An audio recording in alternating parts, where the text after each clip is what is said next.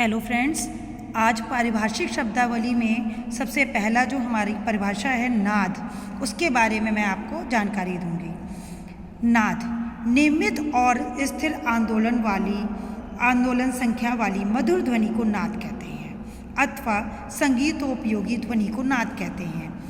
नंदयति इति नादा, जो ध्वनि मधुर और प्रिय होती है और उसे नाद कहा जाता है। नाद की आवृत्ति 40 हर्ट्ज से लेकर 4000 हर्ट्ज तक की होती है। नाद शब्द दो शब्दों से ना प्लस दा, ना नकार दा दकार। ना नकार का मतलब प्राण या वायु और दकार का मतलब अग्नि, दोनों से मिलकर बना है। मतंग के ने बृहदेशी में लिखा है, ना नादेन बिना गीतंग, ना नादेन बिना स्वरा, ना नादेन बिना ज्ञाना, ना नादेन बिना शिवा। नाद के प्रकार। नाद के दो प्रकार हैं, आहत नाद, अनाहत नाद।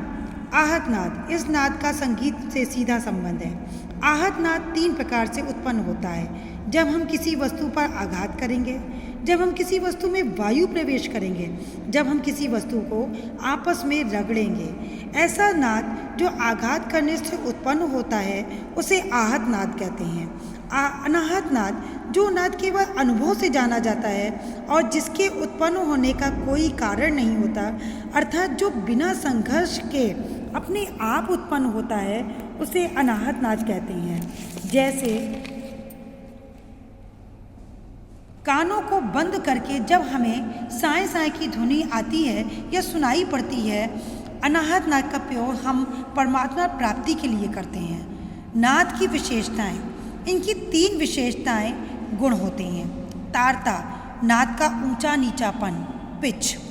तीव्रता, नाद का छोटा बड़ापन, इंटेंसिटी। और नाद की जाति व गुण, टिम्बर। ये आपका बहुत ही महत्वपूर्ण है, ये एग्ज़ाम में बहुत ज़्यादा आता है, इसको ध्यान से पढ़िएगा। पहला तारता, इसे नाद का ऊंचा या नीचापन कहा जाता है। तारता का सीधा संबंध आवृत्तियों से होता है। तारता का सीधा संबंध आवृत्तियों से होता है। तारता को सोनोमीटर से मापा जाता है, इसको भी ध्यान रखिएगा। आवृत्ति के कम ज़्यादा होने से तारता घटती या बढ़ती है। मध्य सा की ध्वनि तार सा की ध्वनि से मोटी होती है। मध्य सा 240 हर्ट्ज, तार सा 480 हर्ट्ज। भारी आवाज़ मोटापन, नीचा स्वर पुरुष की होती है। पतली आवाज़, ऊंचा स्वर महिला की आवाज़ होती है। नंबर 2, तीव्रता। किसी भी आवाज़ को जोर से बोलने पर नाद का बड़ापन कहलाएगा और आवाज़ को धीरे से बोलने पर नाद का छोटापन कहलाएगा। कंप विस्तार, जब हम किसी वस्तु पर आघात करते हैं तो वस्तु अपनी सामान्य स्थिति से जितना ऊपर या नीचे आती है उसे कंप विस्तार कहते हैं। नाद की जाति व गुण। विभिन्न वाद्यों की ध्वनि को हम जाति से पहचानते हैं। मूल नाद के साथ कुछ अन्य नाद भी उत्पन्न होते हैं जो सहायक नाद कहलाते हैं। ये सहायक नाद जाति व गुण का निर्धारण करते हैं। वाद्य के प्रकार। वाद्य 4 प्रकार के होते हैं। तत्, वितत, इनको एक ही श्रेणी में रखा जाता है। ये दोनों तार से बने होते हैं, लेकिन तत्वाद्य जो होते हैं इन्हें मेजराब या उंगली से बजाए जाते हैं ये, और इसमें सरोद, सारंगी, सितार आते हैं। जबकि वितत वाद्य जो होते हैं उसे तार से तो बने होते हैं, लेकिन इन्हें गज से या छड़ से बजाया जाता है। इसे इसराज या वायलिन जैसे होते हैं। सुषिर वाद्य, जो वाद्य हवा या फूंक से बजाए जाते हैं, शंख या बांसुरी। अवनद्य वाद्य, जो चमड़े से मढ़े होते हैं, जैसे तबला और ढोलक।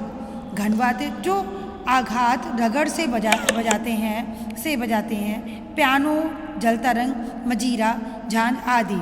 आज हमने नाद के विषय में और नाद की परिभाषा उसके बारे में जाना। अब इसके आगे के वीडियो में मैं आगे की परिभाषाओं के बारे में बताऊंगी। अगर आपको मेरा वीडियो अच्छा लगा तो इसको वीडियो को शेयर कीजिएगा और लाइक कीजिएगा और सब्सक्राइब कीजिएगा। Thank you.